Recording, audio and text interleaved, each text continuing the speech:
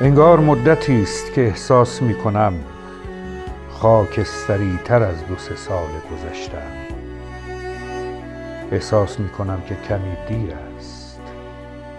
دیگر نمی توانم هر وقت خواستم در 20 سالگی متولد شوم. انگار فرصت برای حادثه از دست رفته است. از ما گذشته است که کاری کنیم، کاری که دیگران نتوانند. فرصت برای حرف زیاد است،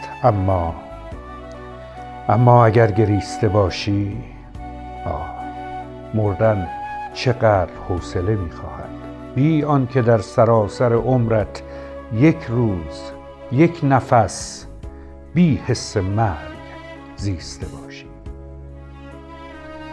انگار این سالها که می‌گذرد چندان که لازم است دیوانه نیست. احساس می‌کنم که پس از مرگ عاقبت یک روز دیوانه